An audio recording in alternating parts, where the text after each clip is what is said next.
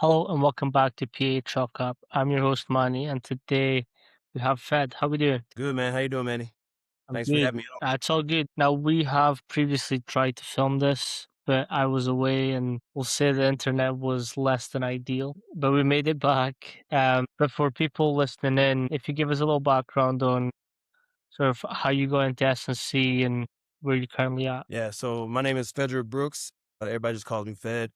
I got into strength and conditioning way later than the most people would. I graduated from high school and then I went off to college to play baseball. Pretty much walked on to a HBU, Prairie View A&M baseball team. But 9/11 happened in the United States. The Twin Towers got bombed. And so at that point, I decided like my grades were already kind of going bad. My home situation was kind of a rocky place. So I ended up joining the military. So I went back to school my second semester, was on the baseball team, wasn't really getting a lot of playing time, but I didn't really care because I was going to the military. So I ended up joining the Marine Corps and did 10 years active duty in the Marine Corps. And when I was getting out of the military, I was trying to figure out what I wanted to do with my life. And I really didn't know. And my wife at the time was like, "Why don't you get into fitness? You always had high PFT scores, you had high combat fitness scores, right? Why don't you get into fitness?" So I got a basic personal training certification and started working as a trainer at this big box gym in Virginia and was working at a couple other places. But a couple things actually happened when I was working at that box gym. We used to have this promotion for 3 sessions for $99. And I would get these clients that would buy the 3 sessions, but I could not convert them to actual clients. And so I was talking to this one trainer one day, and I didn't really like that trainer at the time, but I respect the hell out of him now. But I was like, man, I just don't understand why I can't convert these leads into actual clients. And he goes, well, you're killing them. I said, I know, man. I'm giving them great workouts. Like I'm, kicking their asses. And even my weakest Marines can do this stuff. And he goes, that's just it, Fed. Like, you're not a sergeant in the Marine Corps anymore. Like, you're working with normal, everyday people. And so at that point, I realized two things. One, that I needed to get better at empathy and just understanding like progressions of exercises, how people actually feel and think, recovery, so on and so forth. But I also needed to understand better about anatomy, physiology, and actually how to train. So after that experience, I actually went back to school and got my degree in recreation, health, and fitness resources with a concentration in kinesiology from George Mason University, and then moved out to Washington State in 2014. So when I got out to Washington State, I really wasn't trying to get a strength conditioning job because I had a wife, a kid, and another kid on the way. And so I really just didn't see myself going to go work at a graduate assistant program or an internship making very little money. So I started working in the big box gyms, became a trainer at like 24 Hour Fitness, and I worked my way up from a trainer to a fitness manager. And then kind of did the whole bounce around from a couple different places just to try to make ends meet. And in 2016, I was like, you know what? I'm tired of working for everybody else. Like, I feel like I have the skill set to work for myself. And so I started my own business. So 2016, March 7th, 2016, I started Sound Sports Performance and Training. And we started off with just a handful of personal training clients. But as I started building my business, building my book of business, I started to understand like a little bit more of the marketing side of things, more of the advertising, and just understanding like what people actually wanted and what they needed, not just an everyday trainer.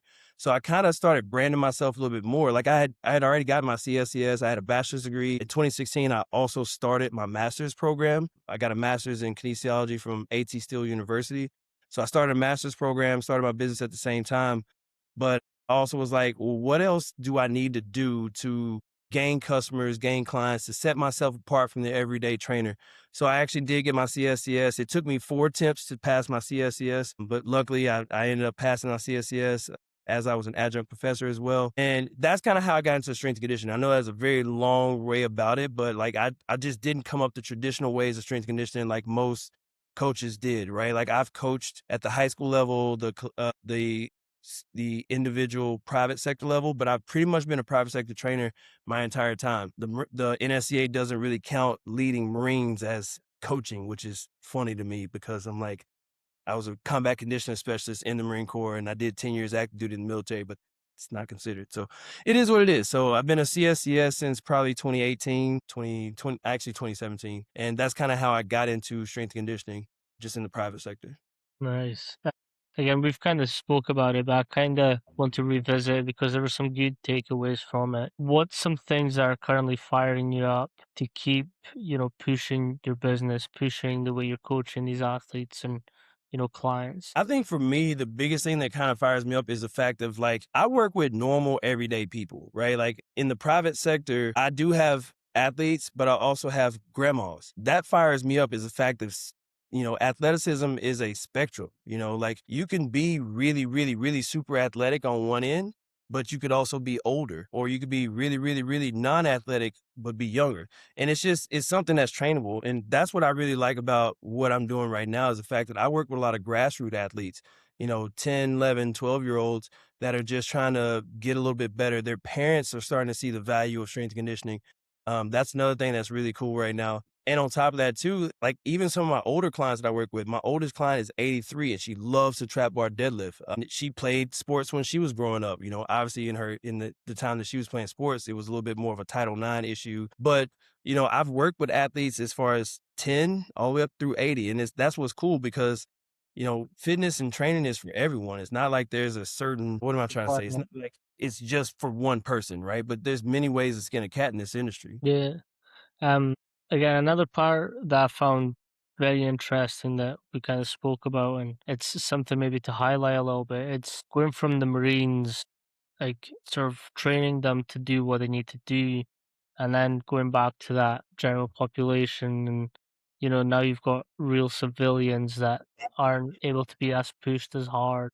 What was that like for you to sort of go from like let's load them up as much as possible to like okay, like let's figure out what you actually need to smartly build you up? And it was definitely a learning curve. And I know that when I was in the military, the TSAC certification wasn't really as prevalent. If it was in the NSCA, there really was it was just Marines that was doing it the way that their Marines before them had done it, right? So the way their gunnery sergeants and their staff sergeants and the way that their NCOs had kind of led them before. So there wasn't really a strong structured way to PT without breaking everyone. And as I remember, as I was getting out, because I got out in Quantico, Virginia, as I was getting out, that's when they were starting to make this MOS, so this military occupational specialty, where someone was basically getting the knowledge as a trainer and to lead unit PTs and lead them effectively without breaking Marines. Because the whole thing in the military is we need you to be strong, we need you to be efficient, but we need you to be combat ready. And so that's the way they train. And the Marine Corps is some of the hardest training there is too, especially in boot camp. But that's kind of the difference between the civilian world and the military. The military, they need you to be combat efficient, combat ready. Well, in the civilian world, you don't have to be combat ready. And it was a transition that was a little bit tricky for me in the beginning. Like I said, I had to learn a lot about anatomy, physiology. I had to learn a lot about just straight empathy in the sense of like, not everybody is willing to push their limits, push their body to the limit, go for broke. Pain is weakness leaving the body. Some people just want to feel better. Some people are already hurting. Some people, just want to lose a few pounds. Some people just want to, feel a little bit athletic. Some people want to train for a half a marathon and then not really do anything else.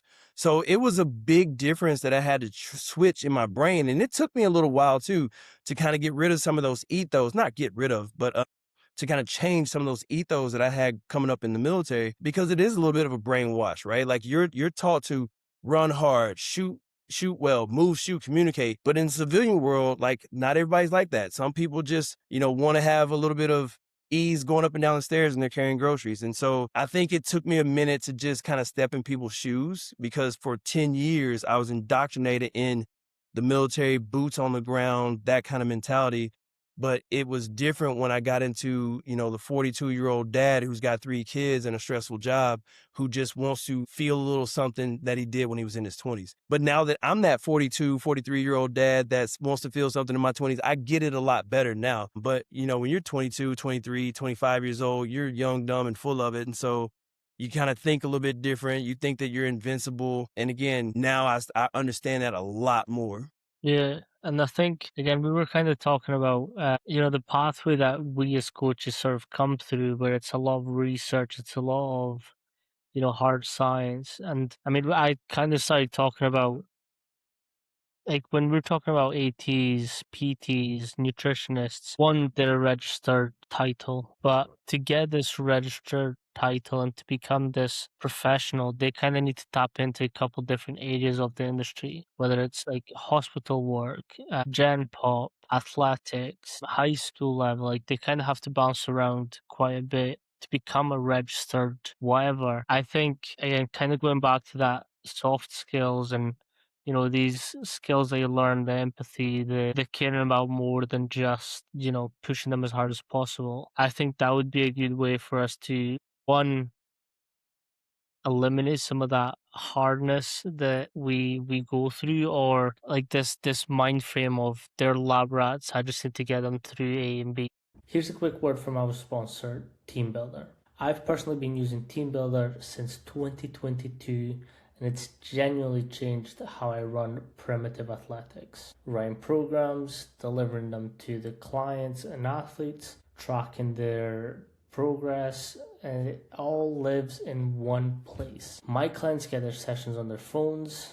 I see their progress, I get messages from them, and we are able to stay in constant contact and be able to track every single metric that I need. I spend less time on admin and more time actually coaching. Check out teambuildr.com, and if you use promo code PACHUCKUP altogether, you get 30-day free trial and you get access to the AMS system. Yeah, I mean, like you talk about soft skills, and that's one of those ones where they can be developed. But again, it kind of depends on how you were taught in the first place, right? Like we do, understand that there's a place for research, there's a place for nutrition, there's a place for all of those things, but also just understanding people.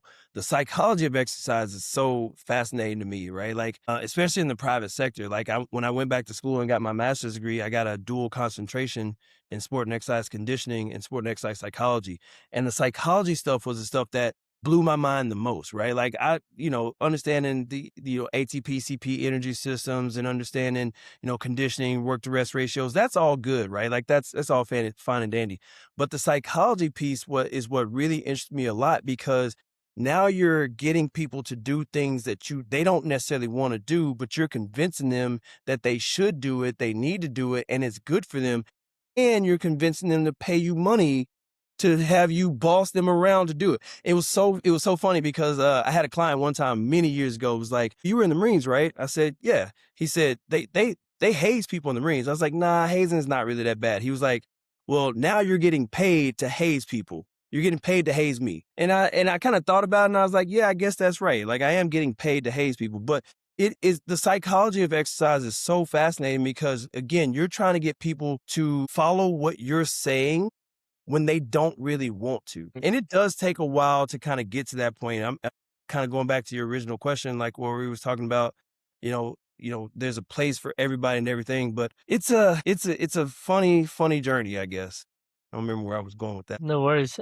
I think so. Again, in Scottish people tend to joke a lot more than being serious. And the US is kind of figuring this out just now in Boston and whatnot, as Scottish people are drinking them dry. But what's funny is, like, with my clients, sometimes if they're feeling a bit soft that day, I'm just like, "Oh, if you give me a second, I've got some man the fuck up pills in the car.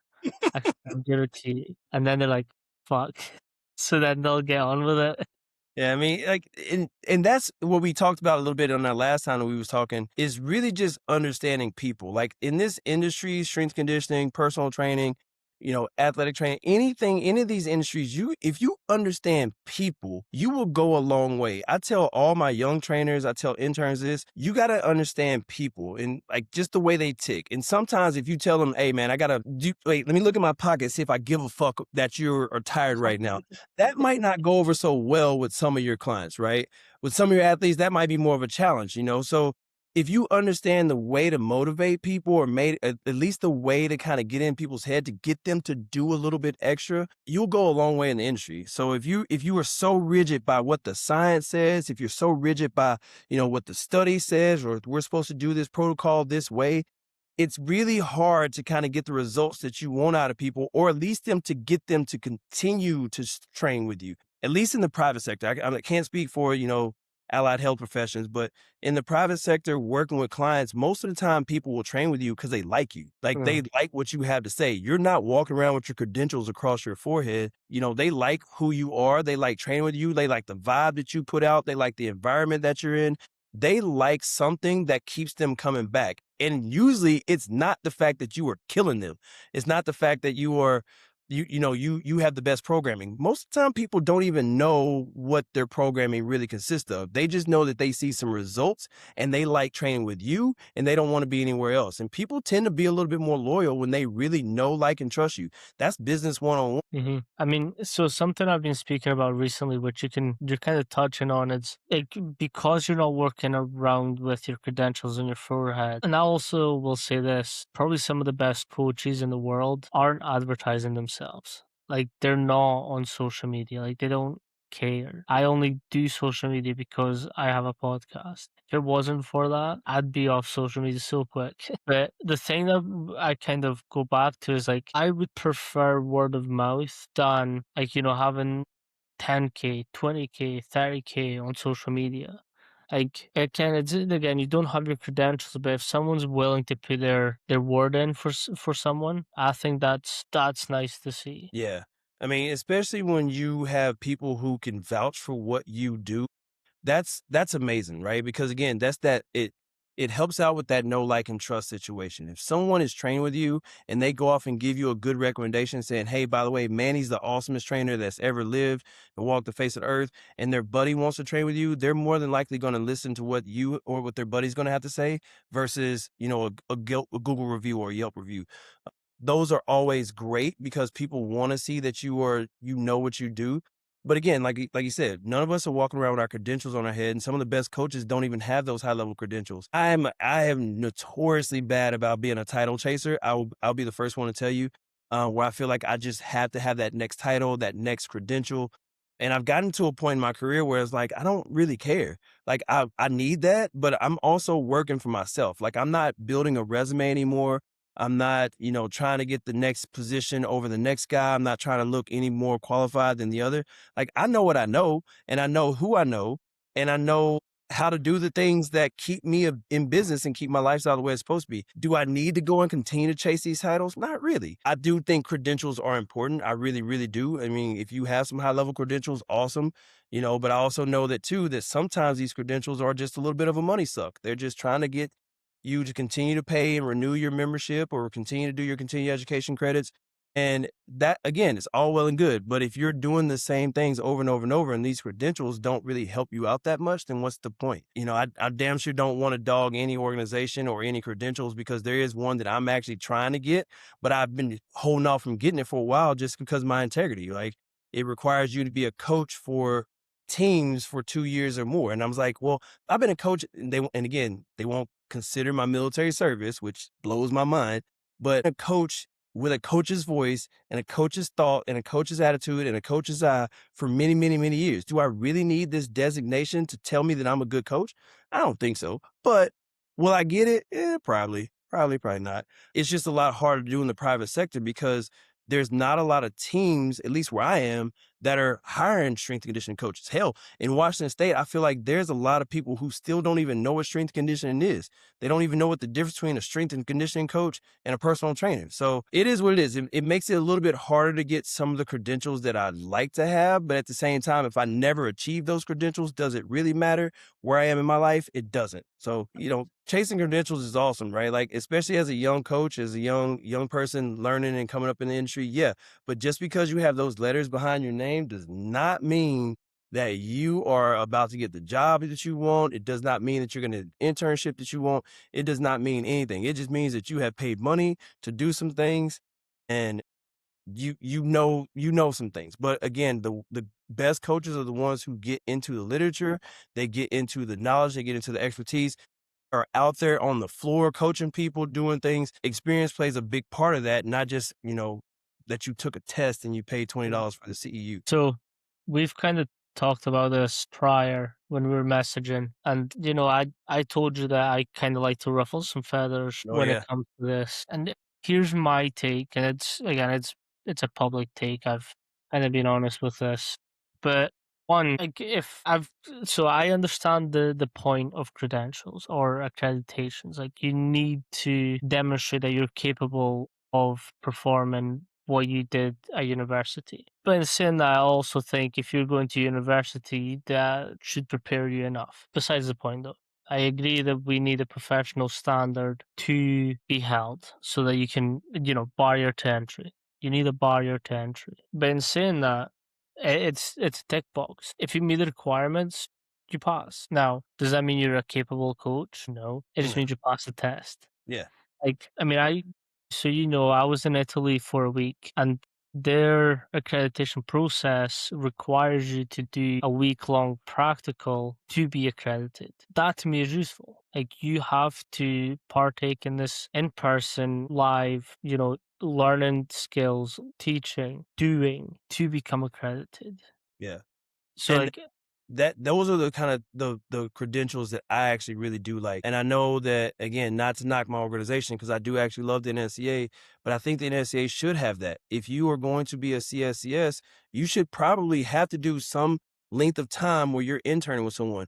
I know they're trying to do that with the RSCC, where they have an assistantship program where you are an up and coming strength coach, or you want to get your CSCS, and you intern or you extern basically with a RSCC somewhere, but I don't think it's as high as it is, and just because, again, you have a bachelor's degree in exercise science, you have all the theory, you have all the fundamentals, that does not make you a good coach. It takes time to go out there and have actual time to coach people on the floor where you're doing things too. And so I really do think that some of the accreditations that we have within our organization are changing, and I think that is the good thing. I really wish that it would change a lot faster, but it is what it is, well, so there's so many people right now, and especially in the private sector world, that call themselves strength coaches, but they're really not. And if anybody watching the podcast wants to say, "Oh, well, Fed, you've never really been a strength coach either," you're right. I haven't been a strength coach in the way that you think that I am. Like, I don't need to be in the so private sector or in the collegiate sector. Oh, go I'm I'm going to interrupt you there because this is something that I'm growing more frustrated at, and ahead. I don't know how I want to approach it yet, but I think so. A strength coach to me involves formal education. A personal trainer to me involves like a couple weekend courses. There's maybe some colleges in the UK that do it as a course, a year-long course. But majority of personal trainers is a couple weekends courses. You get your certificate, you can go out and coach or train people. I am growing frustrated of coaches who have done formal education classing themselves as a personal trainer. And there's not really that separation between, okay, I'm a graduate, I've done God knows how many years at university. I did my CSCS or some form of accreditation, but I'm still getting called a PT. And we're accepting that. I feel and believe now there's great personal trainers, not denying this. There's also horrible strength and conditioning coaches who have been graduates. It's not one's better than the other, but there's a formal, higher education that's involved with strength and conditioning coaching or human performance or athletic preparation, some form of title. I don't think that if you've went through that formal education, you should allow people to call you a personal trainer because you're not. Mhm. Like, and I get called a personal trainer, and the first thing I say is, no, no, I'm not.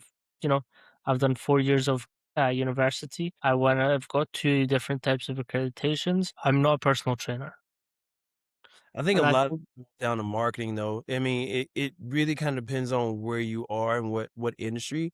Because if you market yourself as a personal trainer, you're gonna have that stigma, that connotation of, what a personal trainer is, and all the good, bad, or indifferent about a personal trainer. If you market yourself as a strength and conditioning coach, then you're gonna have all the stigma that comes with a strength and conditioning coach. So I think it boils down to how you want to front face the public. Do you want to be someone that's working with general population, or do you want to be someone that's working with the athletic population? And I think that's what sometimes it boils down to. I used to get really pissed off that people will call me a personal trainer, but I've now started, I mean, and I've done this always, but I've started to slightly politely tell them, like, hey, no, I'm a strength and conditioning coach with a 4-year bachelor's degree, a 2-year master's degree, high level credentials, many years in the industry. This is what I do, and this is what I provide, and this is why I charge the amount that I charge. So if you want to work with a personal trainer, the guy down the street who's gonna fuck your kids up, go right ahead. Go down there with them. And that's the biggest reason why I kind of promote myself more as a private sector strength coach. Now, have I been in the collegiate setting? No, I don't need to go to the collegiate setting, because a lot of the guys the strength coaches I know that are in collegiate setting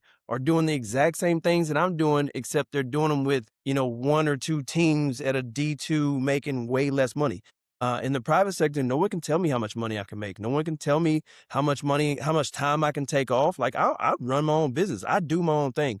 And that sounds a little cocky, a little conceited, but that's the reason why I do it is because I knew coming out of the military, it was going to be really hard for me with my PTSD to work for anybody else.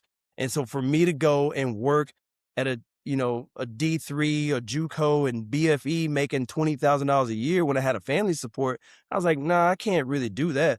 But, again, I came out of school with a bachelor's degree in exercise science, kinesiology. My master's in kinesiology with a dual concentration in sport and exercise conditioning, sport and exercise psychology. I am a CSCS with distinction. So that means I do a ton of continuing education credits. I am the state director of Washington. I wish you would call me a personal trainer because I'm going to laugh in your face and say, you're right. I am a personal trainer, but not every personal trainer can be a strength conditioning coach, but every strength conditioning coach can be a personal trainer. I don't let it bother me too much anymore these days, though it is what it is, right? If you want to call me a trainer, just know that like the rates that I'm charging you are going to reflect the fact of like I'm not your everyday trainer who just got a general certification over a weekend. And I think that what I do, at least in my business, the trainers that do work underneath me, I also raise their elevation of training and professionalism. So if they do have a basic level personal training certification, I'm saying, hey, your next pay grade is when you get up to your CSCS, and this is where I want you at. But until then, like your rates are going to be here. This is how much you're going to make. But when I'm selling training and I'm giving those training sessions to another person, I'm going to charge them at my rate. So I'm actually helping my trainers make more money just off of my credentials. And so that's one of the things that I know I definitely have to kind of, if I'm being self-critical, is learn to not let so many people piggyback off of my work. I have been really, really, really bad about just being the absolute workhorse to make things happen, the tip of the spear. And some of that is the military training. But I got to start getting a little bit better about saying, hey, you know what? All tides raise ships. But at some point, you also got to pull your load and do the things that you're supposed to do and get your credentials up. And so get your experience. Yeah, that was a rant. Sorry about that. Today's episode is sponsored by Eccentric. You all know I'm a big fan of keeping training simple and effective, and flywheel training fits that perfectly. Now, I've been using Eccentric K-Box since 2021, and it's one piece of equipment, endless exercises, and resistance that adjust to you automatically. However much effort you put in is what you get out. No guessing the weight, no loading plates, just move. And the flywheel matches your effort perfectly. Check out the K-Box or the K-Pulley at the link in the description. No, it's all good. But so to sort of kind of go back to the meaning of strength and conditioning, I don't think it just pertains to athletes.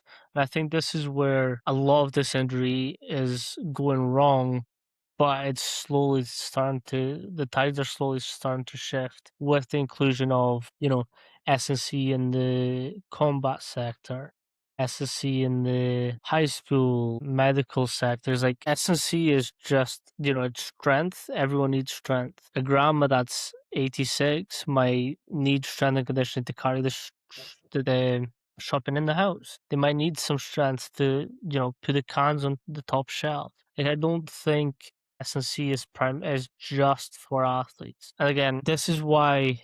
So I think strength and conditioning is, you've got a higher level of understanding on what's going on in the body. So again, being called a personal trainer for me is like, yes, but I know a lot more than, your typical personal trainer that's done a couple weekends. But then again, yeah, I've it's starting to bother me because like I've seen a lot of good coaches go and just be called a personal trainer, and that to me it's like not really the same. And it's kind of what you're touching on. It's like your pay will reflect it. And again, moving to the private sector is then different because you can charge what you want. And like so when people ask me for my price and I tell them I do get quite a bit, oh, that's high. I'm like, yes, Yeah. here's why. Here's my Yeah. result. Be expensive. Yeah. And it's like, it's this move as well from like a lot of coaches are coming out of the collegiate setting because there's no money. And then we're bitching about it because it's like, yeah, there's no money, but I want to deal with athletes. Cool. Do you know how many kids aren't getting S&C in the high school and the college level that you can capitalize on? Yep. Like, it's not just about, like, and again, UK, Scotland specifically. Like, there's not a lot of universities with SSC programs. So like there's our box conference, but that's not the same as D1 or D2 or D3. But like we want kids to be in the Olympics. We want kids to be, playing professional sports, but we're not preparing them for it. So I'm capitalizing on that. Let me make a program for kids to come in and, be better athletes. And I always say this, and actually during one of my presentations, I said our goal as strength and conditioning isn't just to make them faster, stronger, more powerful. Our job is to make them last longer. Yeah. Yeah. Because so if we're thinking about sports is their job, is their sole job. They get paid to play. They get paid to be there. Hello. Hang on a second, Manny. Let me give you my card right quick. Okay. I'm sorry, I'm on a live podcast. No. But I'll give you my card. Take your time with it. Take your time. Take your time. Take your time. Manny's You're in good. Scott. What's your name? Jasmine. Jasmine, I'm Fed. Nice to meet you. Nice to meet you.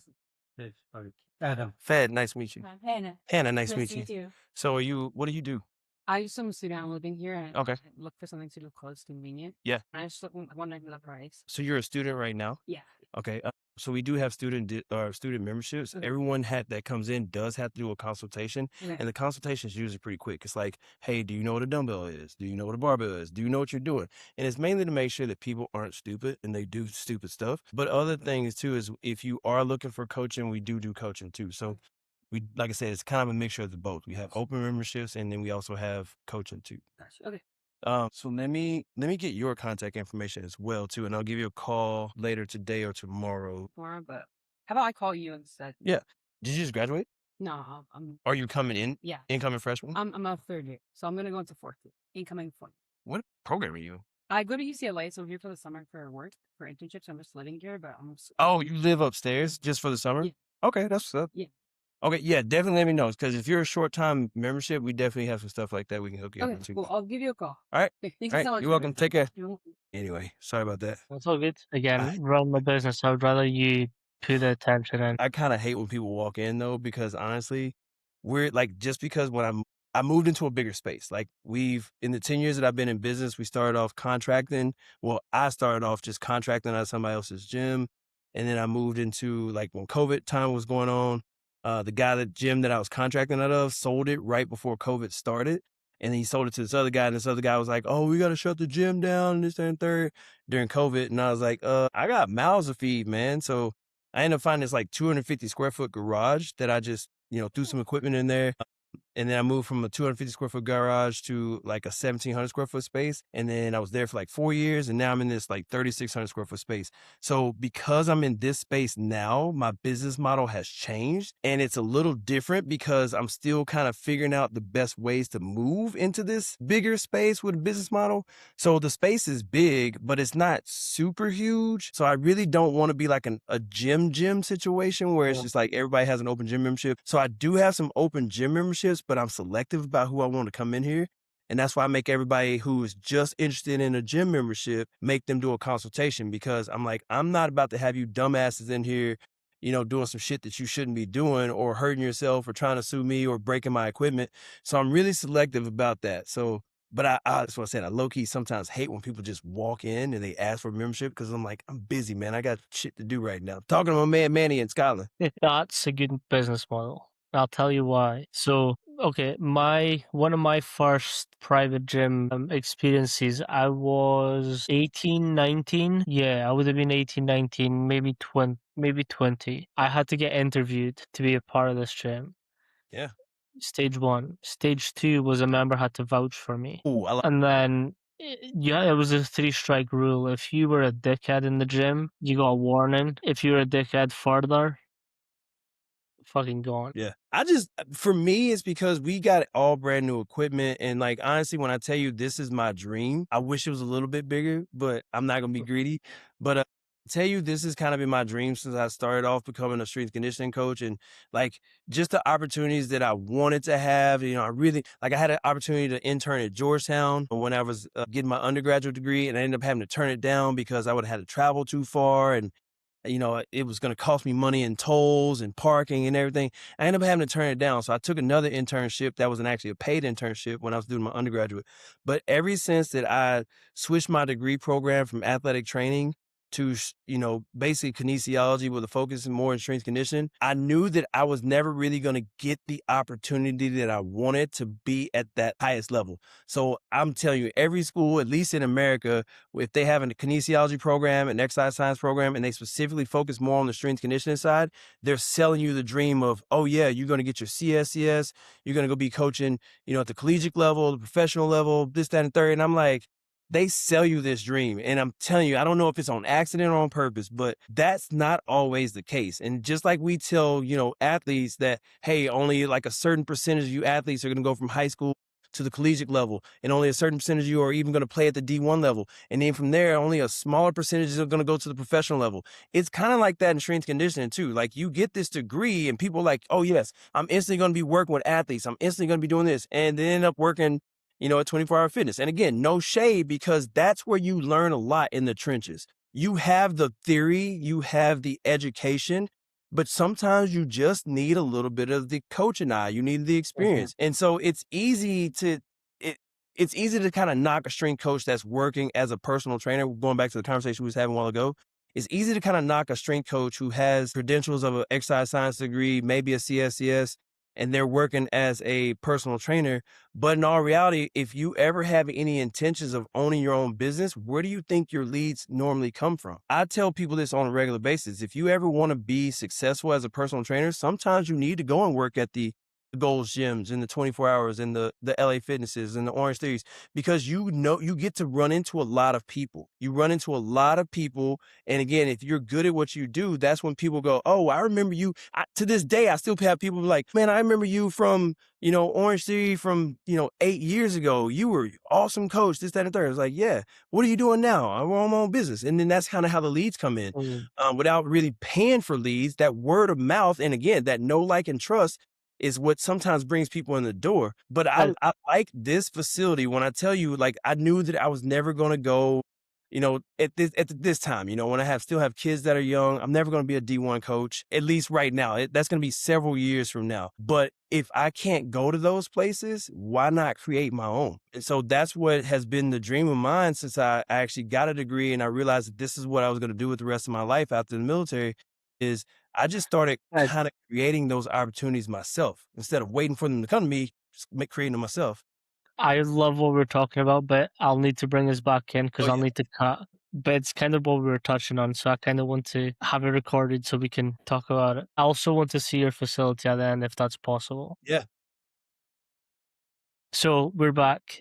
We had some technical difficulties, but we are back. But what's interesting, we were just talking about, owning your own gym and, this dream that colleges sell. And I think you're kind of onto something. And it's like everyone's goal is to already work with established athletes who are at that upper echelon. And, it's about how can we get their name out there more and in turn my name out there more. And it's like, why not just create your own? Yeah.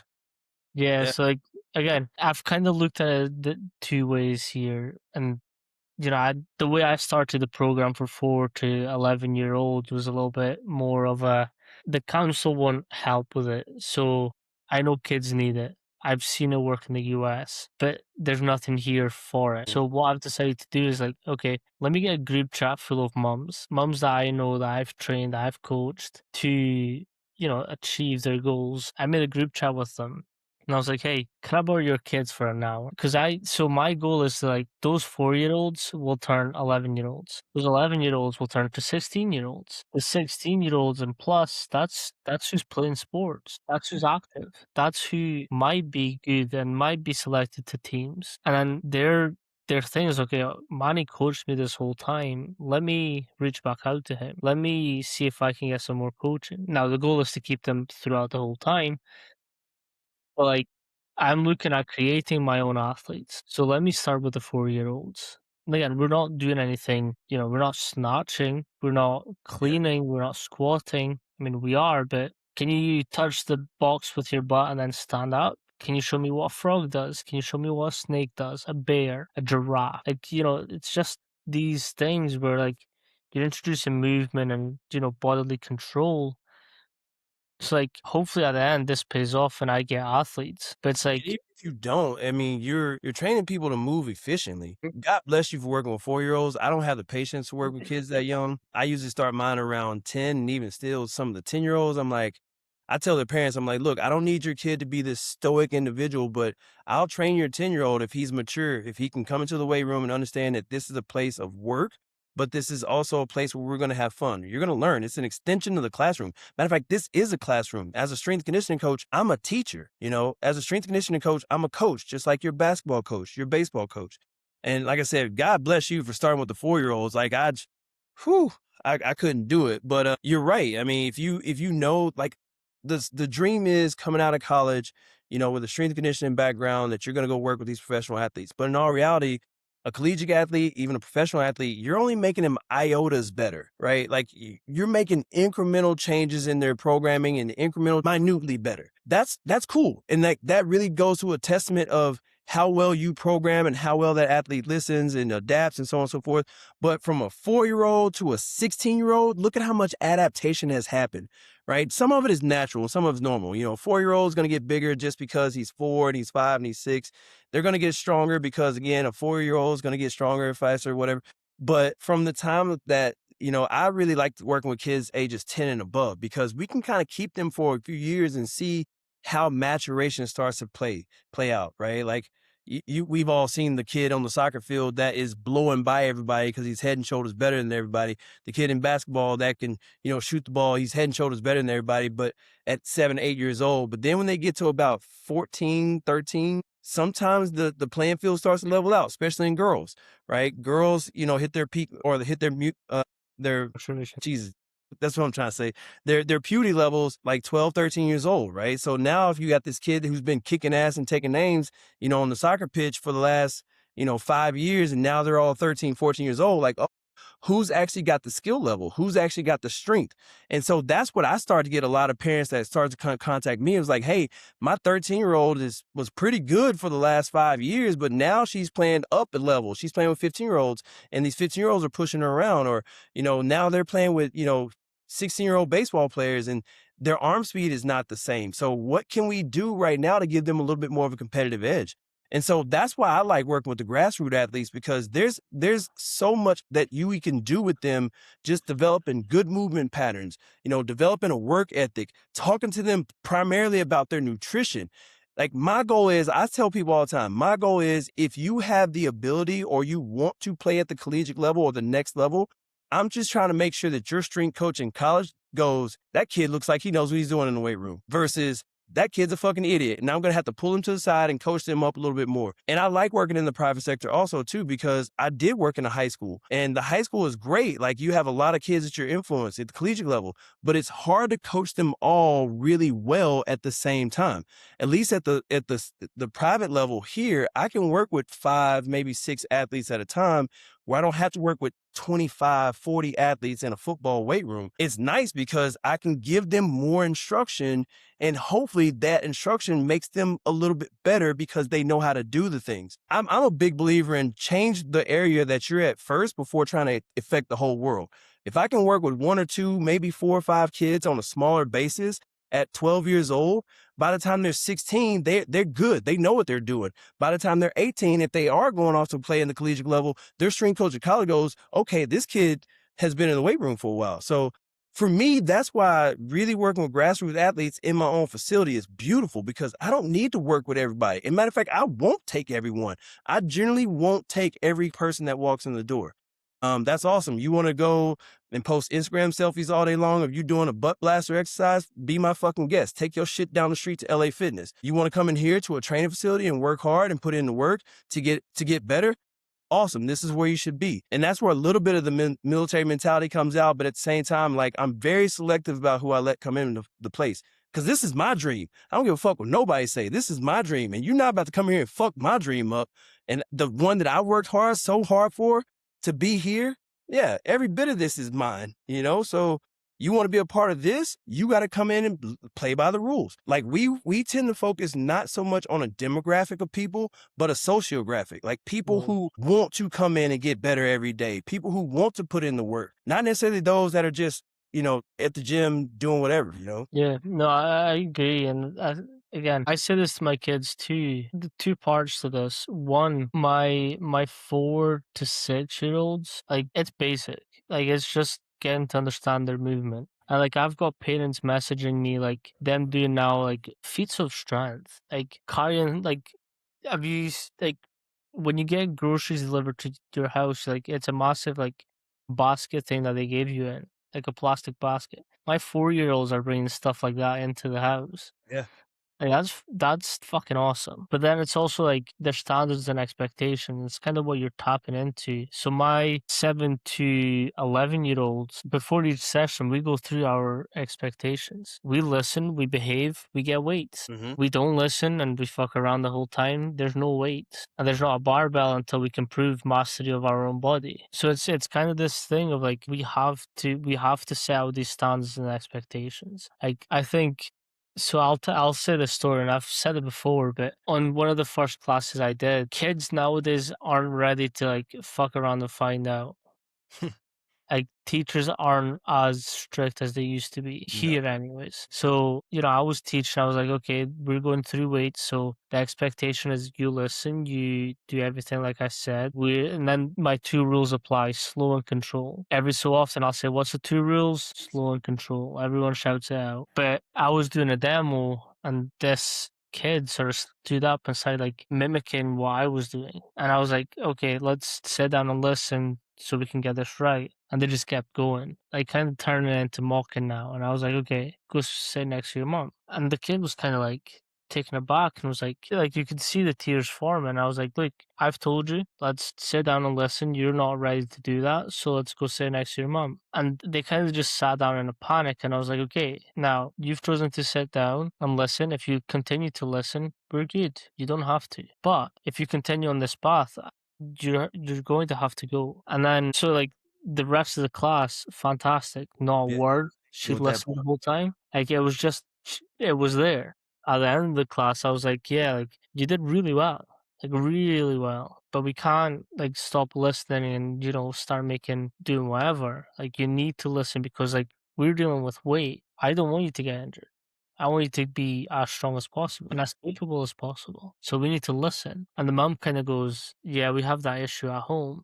And I'm like, not here. We won't. Yeah. Now you gotta set a standard. You gotta set a level of understanding, especially working with the young people. Like, hey, the weight room is fun. We want it to be fun. We want you to enjoy yourself while you come in here. We want you to understand that like this is your place. This is a place for you. I get parents that hit me up all the time. It's like, how old should my kid be before they start training? And I'm a big believer of like, I'll train your kids as young as they want to, but they have to have a level of maturity. And again, not necessarily being, this, upstanding person, but they have to be able to understand that again, we are teaching. We're teaching. We're teachers first, right? Coaches are teachers. And so again, when they come into the facility, like if they don't have this expectation, or if they have this expectation of like they're gonna do the exact same thing that they do at mom and dad's house and run around, fuck no. I will fuck around and find out with you because like I love working with kids. I really do. But I will tell them straight up, like, nah, I'm not taking your kid. I'll tell parents like, hey, little Johnny, we gave him a little warning today. He was cool for a minute, then he kept messing around and we had to go set him down. So that's why I've really vet the small ones that come in. And I told the kid the other day, I said, you don't touch anything until it talks to you and tells you to touch it. Wait, the dumbbell didn't say anything? All right, that means don't touch it. And again, trying to be a little bit funny, trying to joke around with them a little bit, but they also know too, that coach's voice will come out. That Marine Corps voice will absolutely come out. And the kids that I had a little consultation for the other day, the dad was a Marine. And so he knew exactly what I was talking about. He was like, oh yeah, I like this guy. I'm like, yeah, like I'm a fun guy. Like we are going to come in here and have a good time, especially when you're 11 and 12 years old. I want you to enjoy coming back. I want it to be something you look forward to coming to do because you're going to come in and improve your body.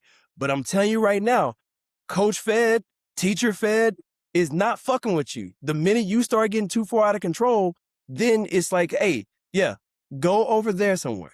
Go sit down. Or we'll do the traditional punishment of wall sits and bear crawls. And nobody wants negative reinforcement, but same time, like we really vet the kids that are coming in here and saying, hey, you got to follow these standards. You got to follow these rules. If you can't, then you can't be here. Kind of going back to another point of yours that I kind of want to touch on. I think in running a business, no one's really going to help you unless there's something there for them. And you were kind of talking about like you really have to stop, pushing people's businesses to level up yours. And I think that comes from a thing of like, again, you've probably invested thousands upon thousands on that facility. So like, again, your paycheck relies on everything coming together. So like what I learned really early on was if it's not me that does it, no one's going to fucking do it. Mm-hmm. So like the kids program, I went ham with on the mum's group chat because I was like, no one's coming to help. I know this will work. I just need kids to validate it. So my approach was like, let me get mums involved. Again, as a parent, your budget is probably endless for your kids. Not so much for you, but for your kids, it's fucking endless. Yeah. So like if I can show mums that, hey, we're going to do some really fun things, but they're going to get better. And again, our goal is to also just build humans. Yeah. Will they be good contributing members of society at the end? That's one of the goals. If they don't make professional, will they turn back and switch the light off just because they knows it's a sucky job, but someone has to do it? Mm-hmm. Like that's the kind of positive effect I want my kids to have. Is like things may suck, things may get worse, but let me still fucking do it. Again, Yeah. I care a lot about my business and I won't take mediocre. Like if we're doing something, we're doing it to the best of our abilities. You might be tired. Okay, let's adjust it. Let's see where you can get to. But we're still fucking making the most of that. There's a great book that I read. I remember one of my professors, I'm going to shout him out, Joel Martin at George Mason University. He made us read this book called Talent is Overrated. And the big thing in that book was talking about deliberate practice. And that's kind of one of the big staples that I talk about with, especially when I'm working with athletes and young athletes too, is like, my goal in here is to train you, but also push you to a point to where the things that you don't necessarily want to do, you find efficiently well for you. And with deliberate practice, that's all it is. You're usually doing something it's just like practice, except you're doing something that you're normally not very good at. And it's usually under the watchful eye of a coach. And I told these kids this other day, I was like, look, I'm going to work with you. I'm going to work with you. I'm going to do some things, and we're going to do some things that you probably won't like. You're going to do some things that are probably going to make you sore. They're going to make you tired. And I'm telling you right now, here's a bucket for your tears. Go ahead and let them fall in there, and we're going to put them over there. And at the end of the session, if you feel still like you need to cry about it, then cool, you can pick up your tears over there. But that's my whole job as a coach. My whole job as a coach is to do the things that you're not going to do on your own. Because if you were going to do it on your own, you would. Or if you're going to, or even if the things that you don't want to do, you're going to continue to do the things that you like to do and shy away from the things that you need to do. So my job as a coach is to give you the things that you're supposed to do and then make sure that you do it. It's an accountability thing. So deliberate practice is a big philosophy I focus on with my kids here, especially my young kids. It's like, hey man, we're going to do some stuff that you might not like. You can complain all you want to, but we're still going to do it. And honestly, your complaints aren't really hitting anything. Now, if it's a legitimate complaint, like, a position thing or, something straining or some legitimate complaint, then yes, we listen. But I'm not that hard nosed of an asshole. But for the most part, like, this is what the programming is. We're doing something that you don't like to do because you're not good at it. Well, guess what? How do you think you get better at doing it? You do the thing that you can't do more often. So sometimes people get that, sometimes they don't, especially with kids, like they generally want to do the things that's the path of least resistance. They want to be like water and just do something that's super easy. Comfort, change doesn't happen in comfort, right? Like you don't get better when you're comfortable, growth doesn't happen in comfort. If you ever are any kind of athlete or anybody that's trying to work toward any goal, you're going to go through those pains. Hopefully the good on the other side outweighs the shit that you're going through right now. And I don't know if that's a military thing for me also too. Like you just embrace the suck. It's going to suck, but at the same time, you're coming out on the other side. I'm a big believer also too of sweat and practice now, bleed less in combat later. So work hard right now, even though it sucks. It's going to be easy when it comes time to actually do it in real life. I think that's something that we spoke about last time as well. It's okay. I give a presentation on conditioning, and one of my main points was, okay, like conditioning is fine, like we can do the normal ATP work and, you know, looking at our reserves and, you know, the normal stuff, but like in competition, I personally don't believe that that's good enough. Like there's going to be teams that are so fucking so much better than you, that's just going to suck, but I need you to know that you can push through it. Yeah. So like I was talking about, like, and I gave them examples, like practical examples on how to apply this. But it's like, okay, what's the dark side of conditioning? How can we take them to the deep end? How can we just let them sink? And it's that thing of like, okay, no one really loves to do like a 1-to-1 or a 2-to-1 ratio on sprints, like a 10-second on, 10-second off, or a 20-second on, 10-second off. Like no one loves to do that. But my kids and my clients do, because they know that prepares them for everything else. Again, it doesn't get easier, you just get better at it. But when you do go and compete, it's easy. Yeah. Like I had someone, I'm not sure if you know like what Deadly Dozen is. It's like this new hybrid between High Rocks and all these Oh, God. fucking Another events. one of those things. Yeah. Okay. So I had two of my clients go for one. One of them was able to share more with their partner. So like instead of like the partner usually taking over, they were able to distribute the exercises more evenly. And my other one was like, yeah, I bet some of the fit lassies or girls. I'm like, that's fucking awesome. You just have both worked really hard for it. And like you're now not repaying, like to kind of gaining those benefits. And it's like the hard conditioning sucks.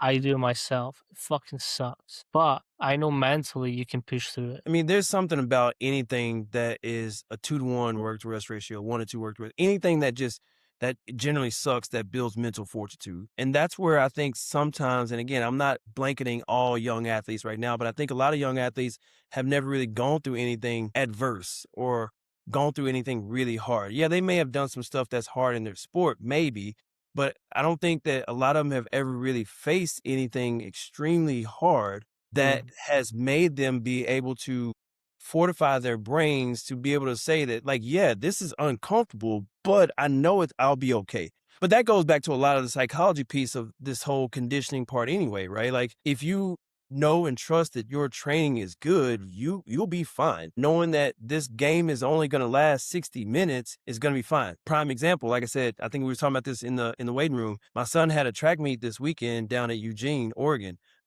Huge dream of his, right? Like he's wanted to run at the University of Oregon for forever. And I was like, kid, you're good, but you're not good enough to run at the University of Oregon. I'll be honest with you. But Hayward Field is iconic, right? That's where they do world trials for Olympians and everything. So it was a dream of his to kind of run down there. And so he was driving down to Oregon yesterday or Friday and started to get shaky. Like he was cold sweats and chills and stuff. And he was like, I don't think I'm gonna be able to run tomorrow. I was like, first of all, I was like, bullshit. You running. We drove 6 hours down here, paid all this money and stuff. You gonna run. I don't care if you gotta walk across the finish line. But we pumped him full of some drugs that night and in the morning, some NyQuil, some Dayquil and stuff. And he was able to run. But then after he ran the 2K steeplechase, because he qualified for 2 events, he ran the 2K steeplechase. And then an hour later, he had to turn around and run the 800. And after he ran the 2K steeplechase, he was like, I don't think I'm gonna be able to run the 800. Like my legs feel like jelly, my lungs feel like jelly, my nose is congested. Like and I was like, look, man, nobody expects you to run a PR today in the 800. Nobody expects you to win your heat. No one expects you to have this phenomenal race. You just got finished running 2,000 meter steeplechase. 2, you're a little on the weather. And 3, it's hot out here. I'm not making excuses, but no one's expecting you to actually do that. But you got to do the hard thing for 2 minutes. Your 800 race is about 2 minutes. So do something hard for 2 minutes and live in infamy. Like this is what you wanted. And I don't think a lot of people really understand that what you want is hard to get. There's so many people, so many things, so many obstacles that are standing in your way from you getting what you want. And it doesn't ever get easier. You just get better at dealing with the hard stuff. I read this quote the other day. It said something about like, it's not that this task is hard. This is just the part where people quit. Like it's never going to be easy. Nothing that you want is ever fucking just handed to you. And I think that having athletes go through some of this conditioning, at least on that level of going through something hard. And it's even better if you can go through something hard with other people. That's what I loved about the military. I loved that about the military. We all had to go through hard shit at the same time with 60, 80 other fucking people. But I distinctly remember, if anybody's ever been in the military or if they know anything about Marines, I distinctly remember we had the Crucible, which is like 2 or 3 days. It's like 2 days of just a bunch of combat related shit. And at the end of the Crucible, that's where they give you your Eagle Globe and Anchor. And it's just a little emblem that goes on your uniforms. But when I tell you, that's the part where drill instructors stop calling you a piece of shit. They stop calling you a recruit. They stop calling you every other name on the sun, and they start acknowledging you as being a fucking Marine. You are now with the brotherhood and the sisterhood of all those that have come before you, that have stepped on those yellow footprints. And when I tell you the shit that you go through, the hardness that happens over those 13 weeks in basic training is fucking worth it when they hand you that Eagle Globe and Anchor. I'm telling you, as a 19-year-old kid, that was it doesn't matter if I had won state championships. It didn't matter if I had won anything. Like that right there, this small little emblem that goes on my chest that is ingrained in me forever meant more to me then because I fucking earned that shit. You go through something hard. You go through something that's challenging. It's gonna suck, but there is beauty at the fucking end of it. There's infamy that lives on just by going through the hard things. And sometimes the young kids just don't want to experience the pain of working hard. And again, that's not all of them, but I'm telling you, trust me, I tell this to any of these athletes. If you want something, it's never easy. And just like you want to compete at the next level, the competition gets harder. You can sit here and bullshit your reps. You can, not count all your sets, all you're doing, and get out of things fast. But guess what? There's a kid on the other side of the street who ain't got a pot to piss in, who just wants to get out of his environment, that is busting his ass to be at the level that you're at, and is going to succumb you or surpass you if you continue to be that lazy one. Some of these kids buck up and they go, oh shit, you right, coach.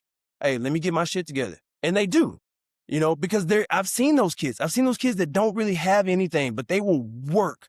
They work. They're not the most talented individuals. They are not just genetically gifted, but they will outwork you all day long. And they show up early. They leave late. They practice hard just to get that spot. And I'm telling you, a lot of them make the best of those opportunities.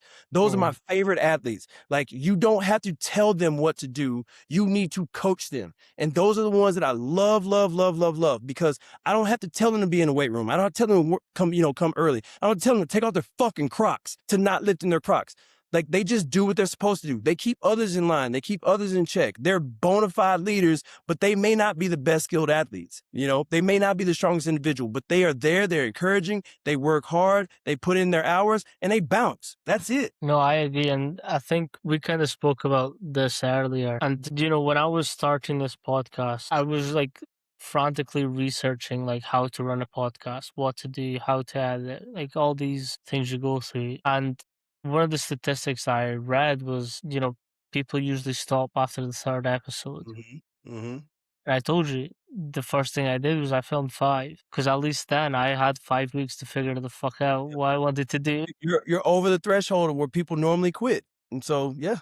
What are you on right now? Like 145? I don't know the exact number, but it's about 150 plus. Like with side missions and everything else. Like and again, I love this part of my job because it's where I learn. Like, people talk about accreditation, CPUs, credits and whatnot, but like I learn every single fucking week. Sometimes 2 episodes a week. I've done 3 episodes a week. It's tough, but like you always come away with something new. I think that's what drives me to keep going most. Is like, these conversations are nuggets I get every single day. So we were kind of talking about that last time, like, just the fact of you can learn from everybody, right? What was the expression you had? Something about you can at least learn what not to do?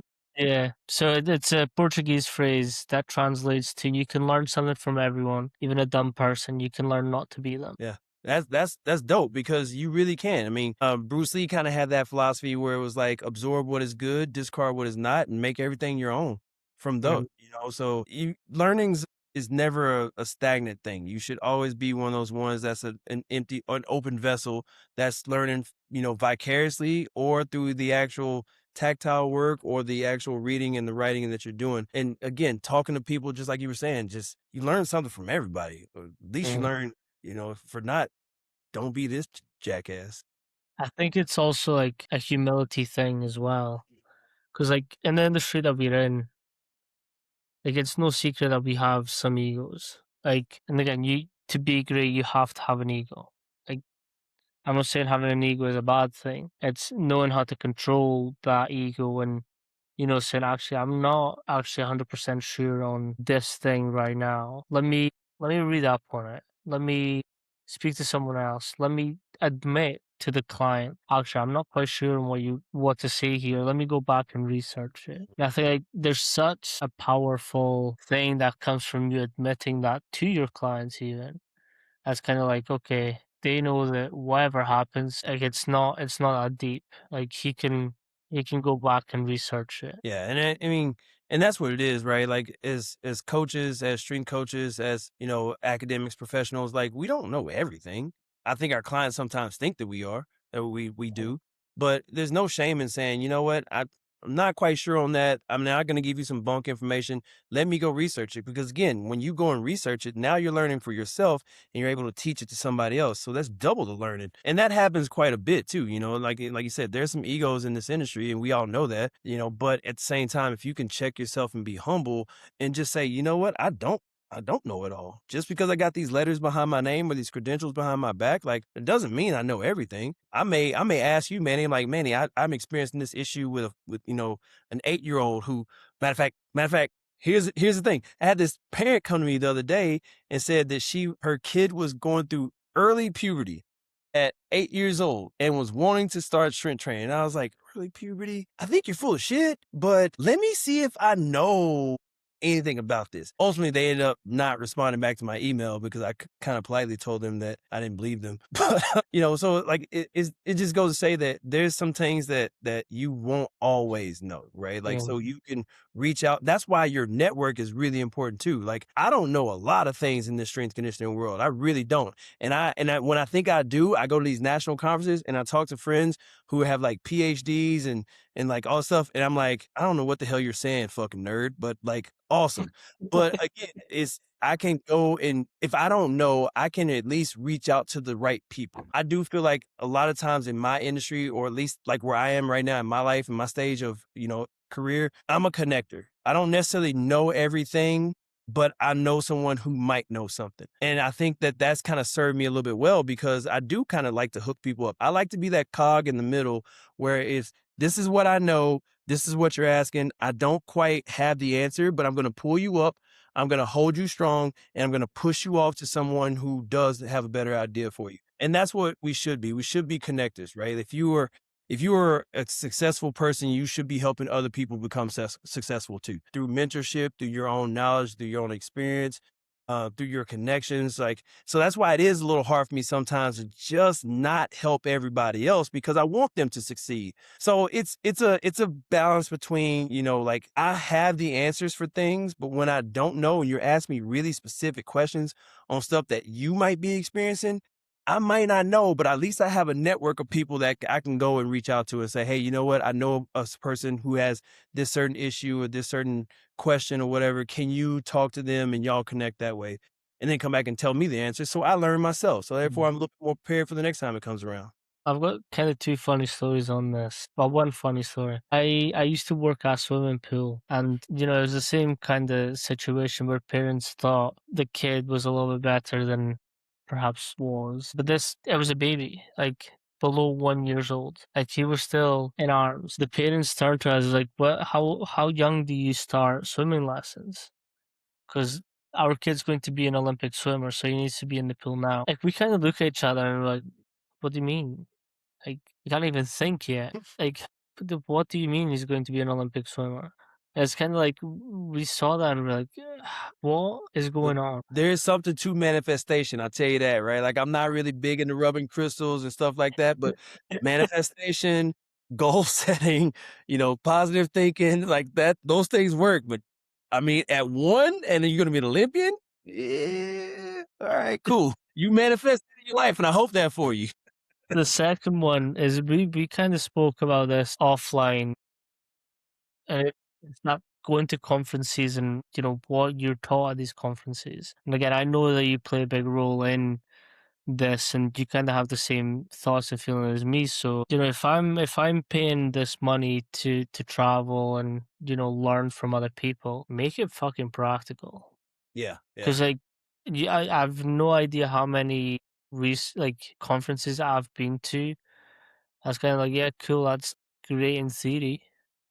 In theory, that's fucking marvelous. But like, I can't use that. I don't have this specialty equipment thing that you're saying is going to revolutionize how my kids are going to perform. Like, sick, but like, that's not realistic. Yeah, we talked about this a little bit the other day. Like within it, at least I'll just speak for the organization that I'm a part of, right? So at the state level, we really do try to get grassroots presenters, right? People that are strength conditioning coaches, personal trainers, tactical athletes, TSAC coaches, nutritionists, all the domains that we have within NSCA that are local. We try to get those people to actually be presenters at our state clinic because they're doing something great in their industry locally right here, right? They may be on the national level or the higher spectrum or spotlight or whatever, but we try to find those people that are here. And so sometimes that's a challenge, right? We really do have to vet presenters, people that are wanting to be speakers at the state level.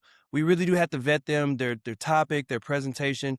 And then we also have to balance a lot of things. So if anybody's listening to this podcast has been to an NSCA state level conference clinic, remember, we have to balance so many different things between, the sector of professional work that they're doing. Are they in the private sector? Are they the TSAC? Are they in the nutrition realm? Are they allied health? What sector of work are they actually working in? Professional level, high school, collegiate, right? We balance that. We balance between ethnicities. Like, honestly, I love going to conferences where someone up there on the stage looks like me. It doesn't quite happen all the time, but again, I really do try to pull out those that are a little bit on the, how do I say this nicely? That do look a little different from what status quo normally is. And I'll be honest with you, I'm gonna say this right now. I think the NSCA has been a good old boys club for a long fucking time. I'm gonna go ahead and say that on record, but it is what it is. So we balance between that. We balance between, what topics people want to hear about, what topics people want to know. So it's a challenge sometimes when we have these state level presenters, because again, our budget is usually based off of how many people we project to come to the conference. The NSA doesn't say, hey, here's $5,000, go put on a clinic and stay under budget. So I want people to really realize that, like, at the state level, you're getting grassroots people that are just doing things in their industry that are doing well around where they are. And hopefully we can raise them up to be presenters at the regional level. And so regional levels, you usually do get a little bit more qualified people that are speaking. They've been thoroughly vetted. They have presentations. They may have produced some, academic records or some academic journals. Usually those people at the regional level are doing a little bit more within the industry, kind of like going from, that we were talking about earlier, personal trainer to strength coach. They're usually doing something a little bit more profound. So that's why they've been selected at the regional level. At the state, at the national conference, don't get me started on that. I don't exactly know how they select all the people, but again, it's a balance between all these things. So I just want people to understand that, like, when you're looking at stuff that is at the state and the regional level, it's going to be a pool of people that are pulled from the region that are doing great things within their area. And again, at the national level, like, which is where everybody wants to go to these national conferences are great, but like, I may not have the same setup as a high school strength coach in Delaware, or someone who's working in a collegiate setting, in Texas. Like, I might not have the same setup. So again, like, it's practical. It might work, but for me, no. But I'm also not going to bash the presenter for having better things than I do. I'm never going to talk shit about anybody who has life a little bit better than me. It is what it is. So, like, the practicality part of it is where, again, like, you should do your research, and not you specifically, but if you are wanting to go to any kind of conference, look at the person that's presenting, look at their credentials, look at what they've done in the industry, look at their background, and decide if the topic is something you could, and I guarantee you, all of these presenters are normal fucking people. So if you wanted to, you could probably send them a message and say, hey, such and such, I'm thinking about coming to this clinic and you're a presenter and I'm interested in what you're talking about. Can you elaborate a little bit more before I come? And so therefore you're not disappointed by the time you get there, like, oh, well, this was nothing for me. You have the information. You can reach out to that person and get a little bit more information about that. We get that sometimes, like especially in our after clinic, surveys, you get people that's like, oh, well, this had nothing to do with my field of profession. Guess what? There's also 8 other presenters that are here and 70, 80 other people here. Like that presentation might not have been for you, but like we were talking about earlier, you can still learn from everyone, right? Just because it does not inherently apply to your profession right now doesn't mean that there wasn't some nuggets of information that you couldn't pull from that. Like you couldn't learn from it. So the other thing that I always tell people too is like, if you think that you could have done better, get your ass up on the stage, put in your call for presenters, right? Bring your knowledge and expertise to the field. Because especially at this point, if you are going to these clinics, you are trying to improve yourself. If you're going to these conferences, you're trying to improve yourself. You should be learning from everybody that you talk to. No matter if it's the doorman at the hotel or the flight attendant on the plane going over there. By the time that you are getting to this profession and you are making this your career, you should be learning from everyone. And even if it's learning not to do those things. But the fact that when people sometimes like, oh, well, that had nothing to do with what I do in life, who the fuck cares? Like, figure it out. Like, there's something that you can learn from them, right? You may not like the way they presented the topic, or you would have done a little bit better, or a little bit differently. Cool. We applaud you to apply, to speak, because everybody thinks that it's that easy to get up on a stage and just talk and talk and talk and talk. No, it's not. It's really not. It's nerve-wracking. It's challenging. You have to, you question yourself a lot of times. Am I qualified to be up here? Sorry, I went off on a rant on that one, but like, honestly, we do get people sometimes that are like complain about, oh, well, this wasn't practical for my profession. Figure it the fuck out. Like, you could have done all the things beforehand to see if that was a topic that was worth it for you to go and listen to. A lot of times, these presentations have really sweet titles, like super sweet titles. If you are unclear of what they're going to talk about, DM. They're normal people. There are people just like me and you. And I know if someone sent me a message saying, hey, Fed, like, I'm interested in your topic. Can you explain a little bit more? I'd be giddy as fuck. Like, if somebody wants to learn from me, like, I'd be giddy as hell. But, like, just because it doesn't inherently apply to what you're doing right now doesn't mean that you still can't learn something. But I do agree where you're coming from. Something should be practical. If I'm going to pay I will money also somewhere, interject and say US conferences and UK, like European conferences, are very different. mm-hmm. What I'm talking about is like, it's just science.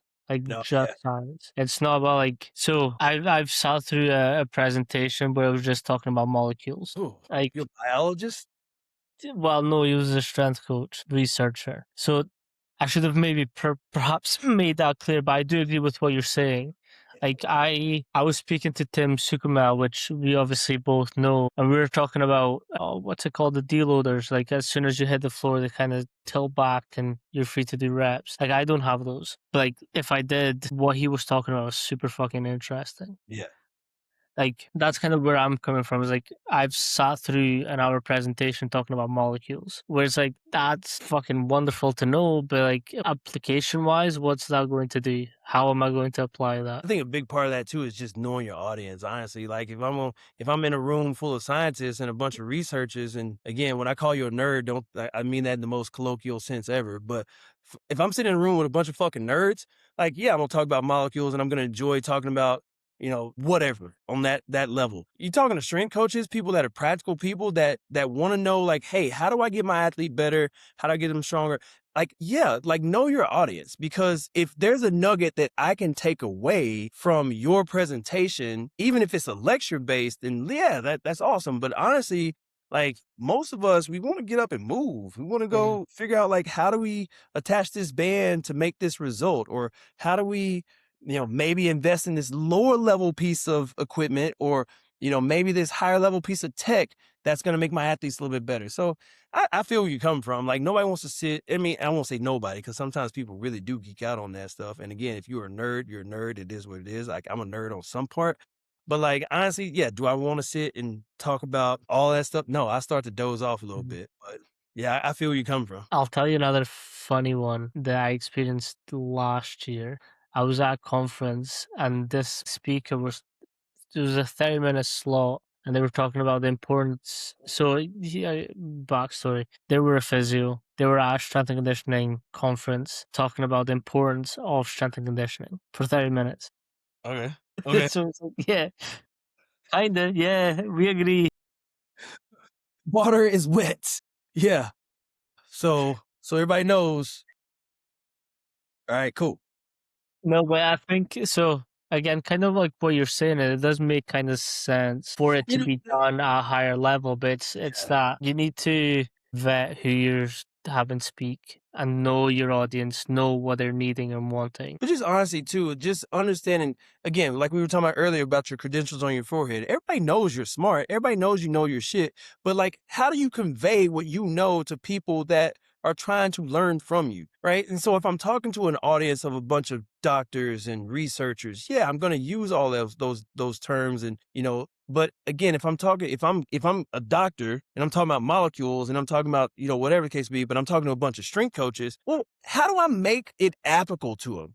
And I think a lot of that is just like cueing and coaching. If I want an athlete to be able to do something, a hinge, a squat, or whatever the case may be, but I have to be able to speak a language to them that they will understand and compute, or at least give them some kind of reference point or metaphor or something like that. I love storytelling and strength conditioning. Like it's great. Like I love to just sit here and tell you a story and then bring it back to what it is that we're actually doing. But cueing is the same way, right? If I can't deliver what I'm saying effectively to you, then it's going to fall on deaf ears. And so therefore that's when a lot of the injuries happen. That's when, people start to dislike your programming. They think that you're incompetent, all the things, right? But again, if I'm speaking over your head or I'm speaking below you, then of course it's going to get irritating. And that's going back to that psychology piece, understanding just how to communicate with people. Like that's a big part of it. And it doesn't matter if you're doing a presentation, if you're at a conference, or if you're, talking to a 4-year-old about, jumping over a bar. Like you got to be able to communicate to the audience that you're talking to. So this is actually something I've been working on, and it came from me listening to Dr. Brian Mann speak,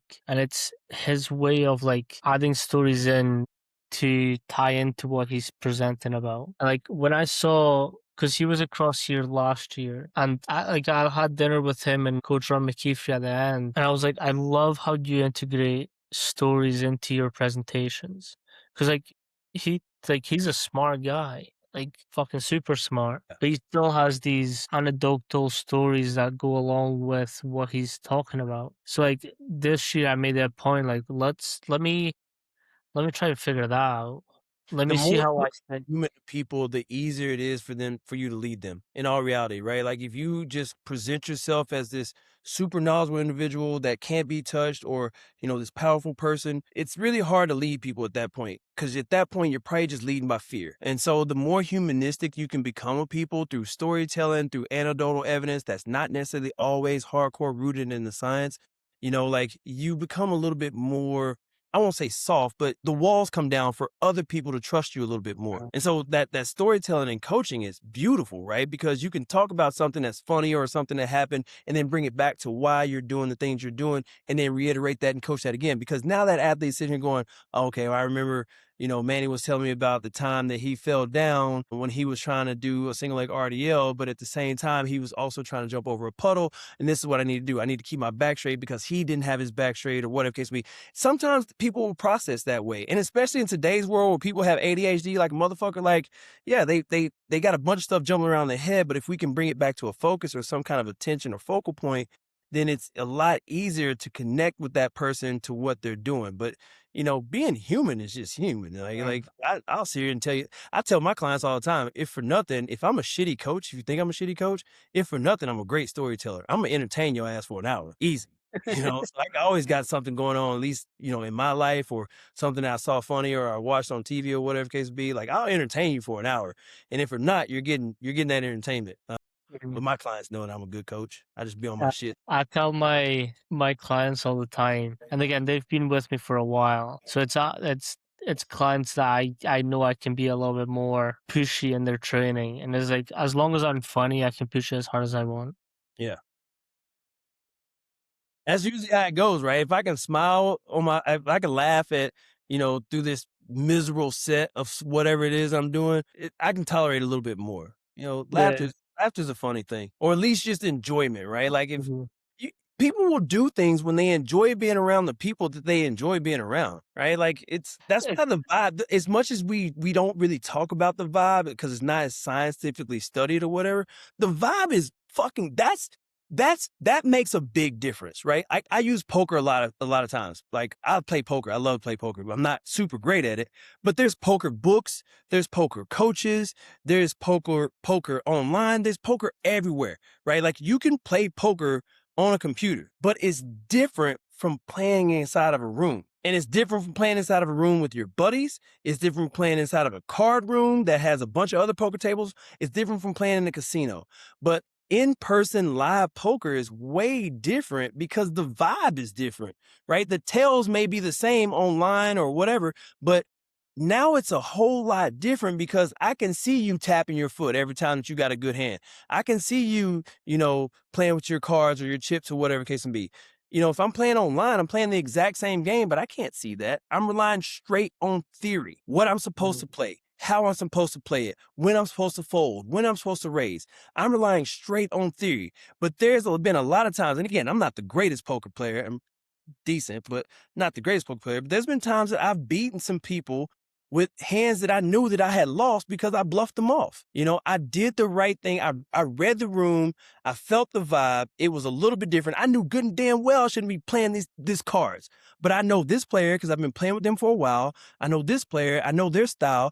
I can push them off of some stuff. And so the vibe is just different. And that's kind of the way I look at it, this whole industry too. Like learning is great. Theory is beautiful. Education is very much important.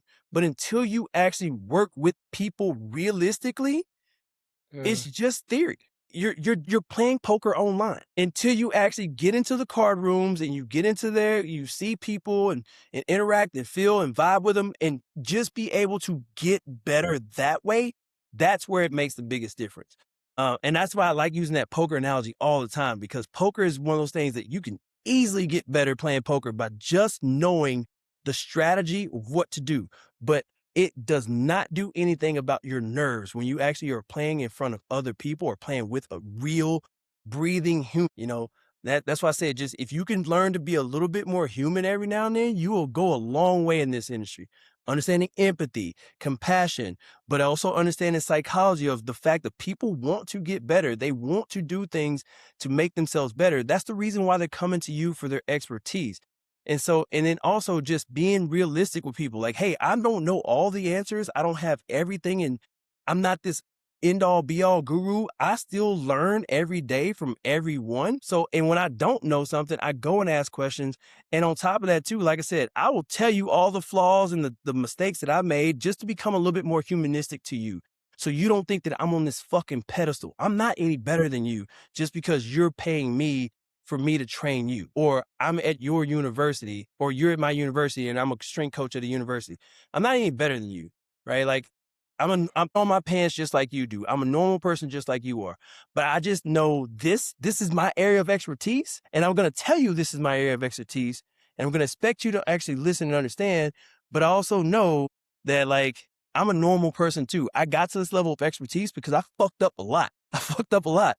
And it built me to being here. And I learned from the theory, the anecdotal, and the things that work and the things that I've experienced that don't work. So that if I had to capsulize this whole podcast today, that would be my whole summary of what I was saying, this whole time. No, I 100% agree. And again, I'm not going to touch on this conversation because it doesn't need highlighted. But again, we're all just humans. Yeah. Like with everything that happens in life, that's my goal in life is just to be a human. No, it's an awesome job, but it does obviously come with those quirks. And I think in the position that you are, like I know some of the presenters you've put on in this past clinic, like some of them are my favorite people alive.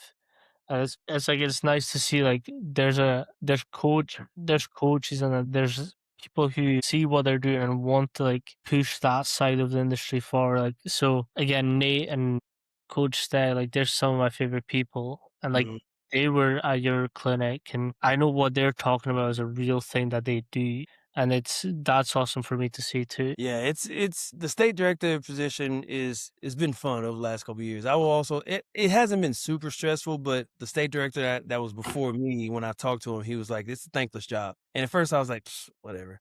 But it really is. I mean, you're a volunteer. So the main purpose of the director position at the state is to put on a state conference every year. That's the number one goal.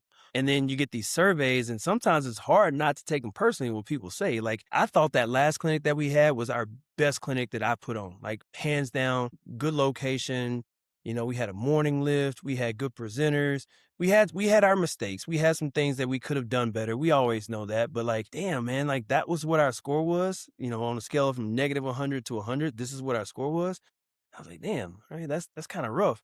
But again, just, you know, like, I would never want to be the president of the United States, because people are going to love you or hate you instantaneously just off of your political party whatsoever. So it's kind of like that too. Like, putting on these clinics, sometimes people love it that you have it on the West Coast or the West side of the state. They hate it, or vice versa, right? So we'll continue to just, you know, get great presenters at our clinic. We'll continue to have grassroots presenters. We'll continue to have people that are just doing good things within their communities, within their area in strength and conditioning, and continue to try to promote them up to regional conference speakers and then eventually national level speakers. Like this last conference, I definitely think we had probably 2 or 3 people that could present at the national level, 100%.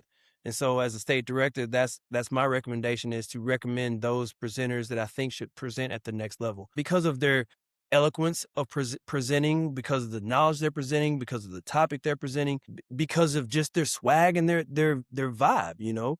Again, that's back to that vibe thing. You can't replicate a vibe from somebody, right? Going back to those soft skills that we were talking about earlier, right? Like, you can teach hospitality, but you can't replicate the way somebody does it. The way somebody says, you know, "Can I fill your coffee, sugar?" And they say it that way, and you just feel some type of way about it, right? Like, you can't replicate that. Those are soft skills that we know about, but at the same time, they're hard to replicate. So we will continue to try to push to have great speakers within Washington State. I know I have probably 2.5 years left as a state director. So these next 2.5 years, be ready. Like, Manny, we might pull you from Scotland.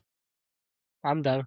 I'm always down. There was a presentation I did recently on leadership, and I essentially ended it with, say what you mean what you say. And it's that thing of like, if you're saying things because you know that's what people want to hear, they're going to see through that quick. So it's like that example that you gave. Do you want some more coffee, sugar? Like, you can feel the warmth and the tonality of that person. That might be the 100th customer they said that to, but that thing is still in there. Mm-hmm. And that's the beautiful part about coaching too, like coaching large groups. A good coach will make it feel like it's just me and you, right? Like, a good coach, just in the way that they make corrections, they say it out loud, the way that they bring a group together, they will make it seem like that even though I'm coaching a team of 18 people, that coach is directly talking to me. And that's a beautiful thing about the coach's voice. And I think that people sometimes think that coach's voice is just this loud, deep, drill instructor, like raspy.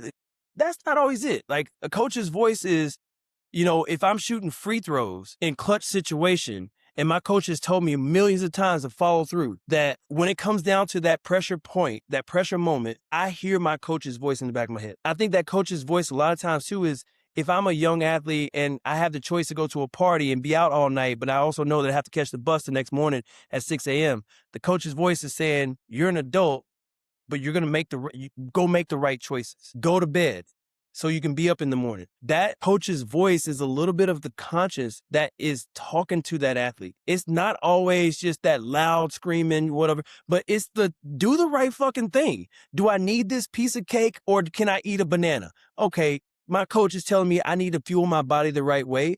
I'm going to do that. That coach's voice doesn't always have to be this, bah, bah, bah. It's just that conscious thing, that little extra thing that coach can say to that person to make that person make a better choice. That's Yeah, it. Or remember something, I think the best example for this is like when you're in a public, like when you've been used to public gyms, like you're not used to someone making an emphasis on technique. Like they don't have time, which is fine if that's the way they want things to be. But like I know for a fact that my clients, like, because they've said like anytime I'm exercising by myself, all I hear is your fucking voice. Yep. And it's like, it's Here's not necessarily like, it's like, so my thing is like, if you're doing a lunge or a walking lunge or some form of variation of lunge, unless you have a pad under your knee, don't fucking slam that knee onto the floor. That's one of my pet peeves. I want to protect your body. Slamming your knee is not one of them. So like they know if they're doing lunges or if there's a lunge in their program, don't fucking slam that knee. So like I've got one client that they used to be really fucking bad for it. And I lost my shit once. I was like, if you do that again, nothing's going to happen, but I'm going to be pissed. And then I saw them like they were doing walking lunges and they were just like, I saw them in their head. I was like, what's in your head just now? And she's like, don't slam my knee. Don't slam my knee. I can hear your voice. I was like, all right, cool. I got a client I've been training for like 10 years, man. Like not directly, but like she was at Orange Theory and other places. And she's one of my favorite people in the entire world. She made me this shirt one time and it said Fedisms, shit that you need to hear. Basically it said something about shit that he says just because you need to hear it. And it's a list of a bunch of things on the back of the shirt of like I'd say on a regular basis. Like, and she would tell me too, when she's working on her own, she would listen, she would hear the Fedism that says, oh, that's cute. Because I would always say, oh, that's cute. That little baby weight, that's cute. Go get a bigger one. Because don't be afraid to lift the heavy shit. And I would tell her that, and I would actually take the dumbbell and throw it on the ground and bring her a big one. Like, oh, I brought you something. Here's a bigger dumbbell. So when she was on her own, she would always be like, that's cute. She would hear me saying that in her head and then put the little dumbbell down and go get the bigger one. Because again, that's something that's adaptation that starts to happen, right? Like the brain has to process the fact that I can't do this. And so there are some people who accept that challenge and don't just want to do the same old thing on a regular basis. That's how adaptation happens, right? You have to give yourself a little bit more of a stimulus. And that's awesome, the fact that like that coach's voice makes them go, you know what? My coach would be proud of me. My coach would be honored. My coach would be ecstatic. My coach would be disappointed. Whatever the emotion is that's attached to that coach is going to make that person change that behavior. And I love human psychology just for these reasons, because again, if I'm working with a client and that client trusts me wholeheartedly, they're paying me a good amount of money for their results and they trust me wholeheartedly, they will hear me whenever they are on their own. A lot of times they'll feel me too because they sore as hell, but they'll hear my voice saying, you know what? I know I need to get up and go for a walk on my own. I know I need to meal prep my food tonight. I know I need to do the things. And so that coach's voice is super, super important because of the psychology in general. Like if I know I am paying to get some results and I know I need to work hard for it, and I know I need to listen to that coach to tell me to do the things that I don't fucking really want to do, but I need to go and do it anyway, I'm going to do it because I know that coach is going to have some kind of reaction to it. And we do get clients that are like that. We do get clients that perform for you. And I say that kind of in a weird way, but they perform for you. They will do the things that you want them to do because they want you to feel proud of them. Mm-hmm.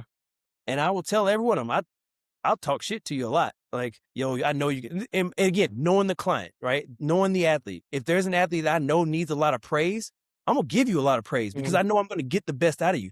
If I got an athlete that I know I need to talk a shit to or challenge a little bit, I'm going to be like, hey, yo, Jeff, by the way, Manny was over here earlier today and he did this much. What? And then Jeff will put on some more weight on the bar. And again, being safe and effective. Going back to just knowing your people and the psychology of it, right? Like positive reinforcement versus negative reinforcement. I don't necessarily need to punish you on a regular basis for doing things. I need to actually sometimes encourage you to do more or to do better or to pull you to the wayside. When I was in the military, I just thought about this. When I was in the military, I remember we always used to have to say the NCO creed, the non-commissioned officer creed. And it went, paraphrasing, mostly like this. I'm an NCO, dedicated to training new Marines and influencing the old. And so that was a big part of like, yeah, we have these new people coming in and it's my job to train them, but also the ones that are around, how can I influence them to continue to do what they're supposed to do and continue to be better? Yeah, I don't remember where I was going with that. But anyway. Well, look, I think this is, so I love the psychology side of coaching. And again, I do some weird, it's not weird, it's like underhanded shit with my clients. Like if I know they're on a good day and they can lift heavier, I'll just swap it out without them noticing. I'll just like, let's see if they notice. So there was I once had someone doing RDLs, two dumbbells, RDLs, bilateral. And like she was moving smooth. And if I see someone moving smooth, you're fucking getting a heavier weight. Non-negotiable. But like she was in her squat, so I swapped out for like it was 4 kilograms heavier, which is it was a fair decent amount of weight to be added on. She gets up from our last rep. I was like, how was that? I was like, that felt heavier. I was like, oh, okay. Like, why? She's like, I don't know. Didn't feel. I just felt heavier. Like, all right. Look at the weight. She's like, what do you mean? Look at the weight. She looked. I was like, that's heavier. I was like, that's maybe why it felt heavier. I think sometimes we get a lot of people that are just always chasing PRs. Like I said, going to the track meet this weekend, you see these kids like you get instantaneous feedback, like augmented feedback right away. As soon as you cross the line, your time is there. And I think a lot of times we get people that are chasing PRs instead of just training. And again, there's a reason. There's sometimes people need to chase PRs, especially if you're competing at the highest level, whatever. But in the regular world or in the private sector, like, yeah, PRs are great, but I also am trying to stay sustainable for the rest of my life.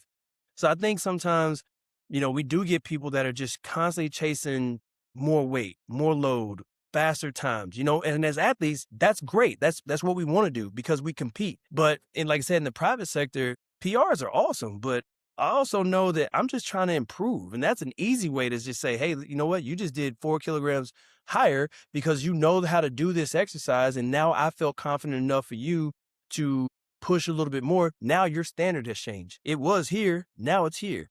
And again, we can talk about training philosophies and principles all day long, but that's exactly what that is. You've gotten better. The acute responses have now become chronic responses. And so now your chronic responses is here. Next time you do this RDL, you're 4 kilograms heavier. There is no going back. There ain't no going back. No, 100%. I think that's what I love most is like having people achieve something that they didn't think possible up until that point.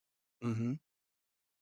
And again, it's like I love this podcast because like sometimes we'll go super heavy into the programming and periodization models and whatever else, but then like we just talk about being humans and like how to effectively get people to change their behaviors to do what they want, to achieve what they want.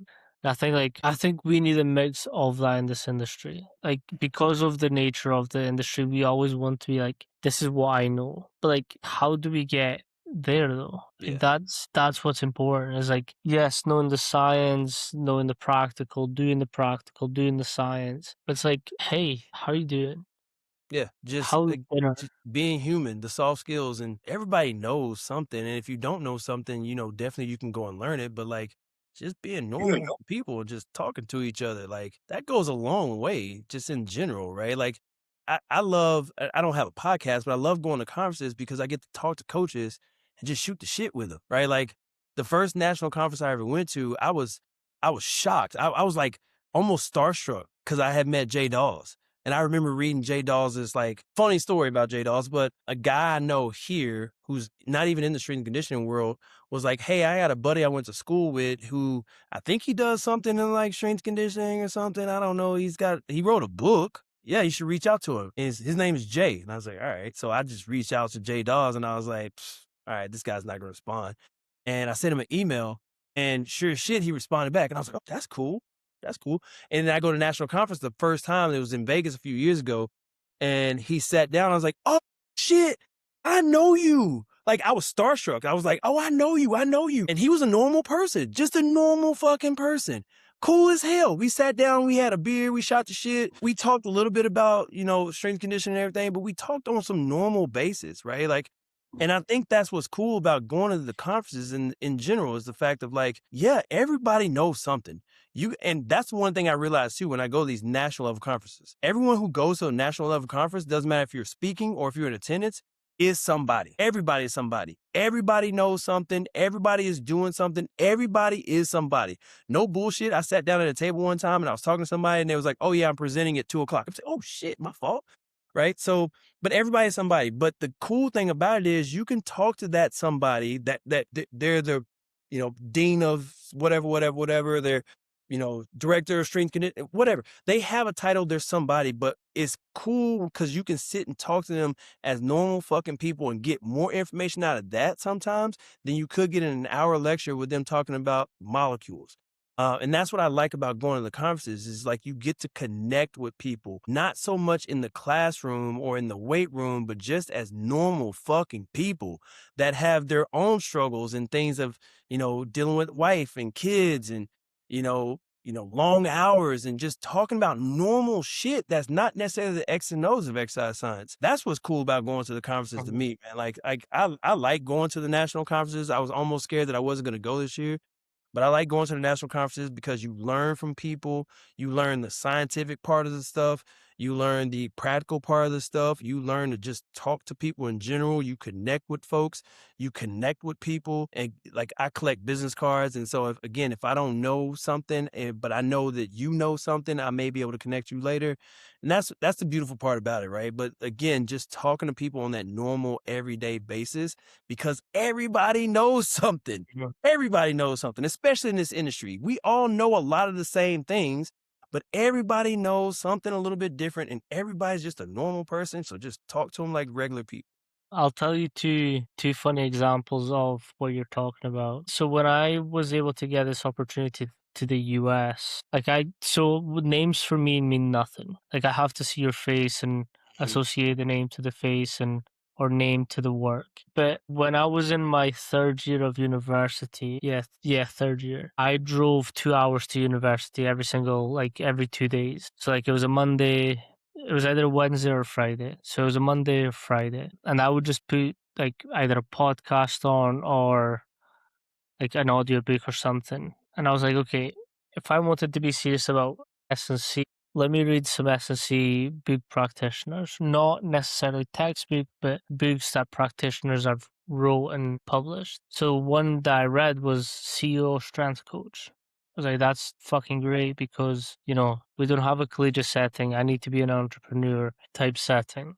Cool. By Ron McKeefery. Sick. Name, book. Cool. I then get the opportunity to go to the US and I get paired up with Ron McKeefery. I'm like, sick, that's sick. Don't Google nothing. I'm just like, okay, he wanted me to be there. Cool. I then jump on a call with him and he's like, oh yeah, I'm Ron McKeefery. Walks me through what the situation is going to be like. And he was like, oh yeah, I've wrote 2 books. I was like, all right, cool. Left at that. I then search his name again and I'm like, cool. He sounds awesome. I then get prepared to go back, to now go to the US to do this internship.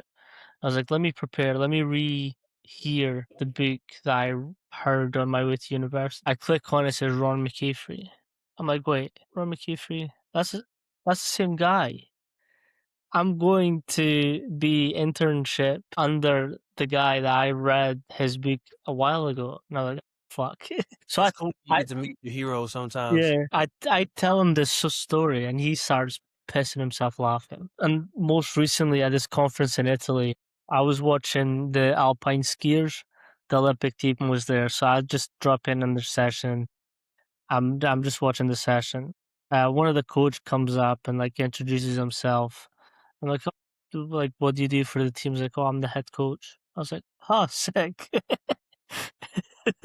And like we were just having a fucking normal ass conversation. Like he was walking through the training, like he was just explaining what was going on. I was like, "Oh yeah, sick. What do you do?" He's like, "Oh, I'm the head coach." I was Just nonchalantly like, run this shit.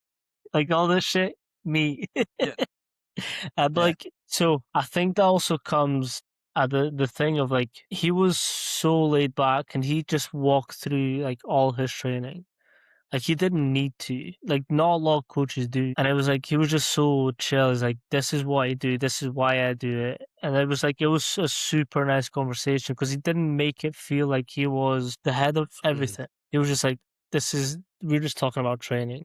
Yeah, it was funny. I went to the NSCA started doing these performance summits, and I went to one that was in Eugene, Oregon, like 2 months ago, and Vern Gambetta was one of the speakers, and I was like, "Oh, I remember reading your books when I was going through my undergraduate stuff." Like, it's cool sometimes, and again, just a normal person, and you talk to him, and it's like, "Oh, you have a vast array of knowledge." Like, I can tell that if I sat here all day long, I'm just gonna just soak up so much from you. But again, just it's cool sometimes when you get to meet the people that are writing the strength conditioning books, that are, anecdotally going through the things that the other people are writing about in strength conditioning books. So and hopefully, as we get older, we are the ones that are making forth that next wave of great research and great things that we're doing in our industry, for the ones that are come up underneath us. So that's kind of the hope, is to be the legacy that you've seen come up before in the 50, 60 years that the strength and conditioning world has been around. Yeah, Brad,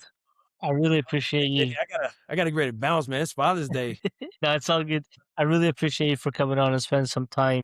Yeah, man. If you can let people know where they can sort of find you and perhaps like ask further questions and whatnot. Yeah. So again, you can find me. My website is Sound Sports Performance. My email is soundsportsperformance@gmail.com. And our phone number is 42 in America. So one first, 425-419-8608. And we are also on social media. So LinkedIn, Facebook, Instagram at Sound Sports Performance. So you can find us anywhere that way. If you're looking for me specifically, make sure you spell my name correctly. It's Federick. Because if you look up Frederick Brooks, you won't find me. It's like an old white dude, I think. And I'm not even being funny. Like literally, if you Google Frederick, it's an older white dude.